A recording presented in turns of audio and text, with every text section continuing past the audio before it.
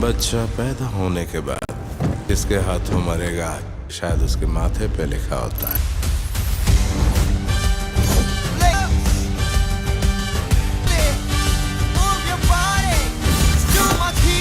22 अप्रैल 2024 को कूली का official title reveal हुआ। ये एक बड़ा लेवल का इवेंट था क्योंकि इसमें रजनीकांत और लोकेश कनगराज का कोलैबोरेशन कंफर्म हुआ।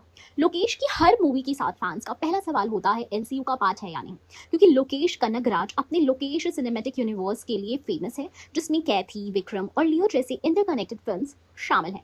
फैंस को लगा कि रजनीकांत के साथ लोकेश की मूवी ऑटोमेटिकली एलसीयू का हिस्सा होगी, लेकिन इसी इवेंट में लोकेश ने इस स्पेक्यूलेशन का क्लियर जवाब दे दिया।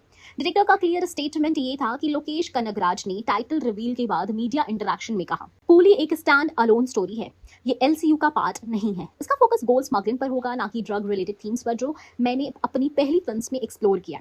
यानी सीधा और साफ, कूली का लोकेश सिनेमैटिक यूनिवर्स से कोई भी कनेक्शन नहीं है। लोकेश ने कुछ लॉजिकल रीजंस दिए क्यों कूली स्टैंड अलोन है, थीम का डिफरेंस बताया।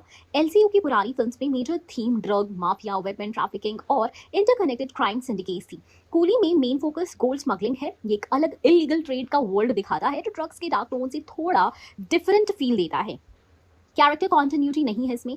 एलसीयू मूवीज में हमेशा कुछ रिकरिंग कैरेक्टर्स होते हैं जो अलग फिल्म्स को कनेक्ट करते हैं, लाइक एथिका दिल्ली, विक्रम का अमर एक्सेट्रा।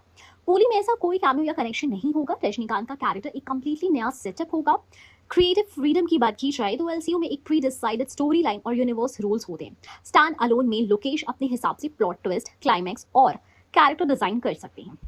लोकेश ने अभी पूरा प्लॉट रिवील नहीं किया है, लेकिन जो हिंट्स आए हैं उनके हिसाब से मूवी का backdrop port cities and coastal areas होगा जहां इलीगल गोल्ड ट्रेड होता है। एक्शन सीक्वेंसेस काफी रॉ और मासी होंगे। रजनीकांत के विंटेज स्टाइल के साथ एक इंटेंस फेस ऑफ और थ्रिलर एलिमेंट स्टोरी में मेंटेन रहेगा। जब लोकेश ने बोला कि कूली एलसीयू का पार्ट नहीं है तो फैंस की रिएक्शन मिक्स्ड थी।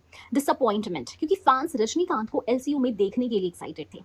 एक्साइटमेंट भी थे क्योंकि एक फ्रेश स्टोरी होगी जिसमें एलसीयू का बैगेज नहीं होगा और रजनी सर का कैरेक्टर एक अलग अंदाज में शाइन करेगा। स्टैंड अलोन होने के फायदे भी हैं। न्यू ऑडियंस फ्रेंडली, अगर किसी ने एलसीयू की पहली फिल्म्स नहीं देखी तो भी कूली इजीली समझ आएगी। Rajinikanth centred story, pure focus hero के कैरेक्टर और जर्नी पर रहेगा बिना किसी पैरेलल एलसीयू प्लॉट के।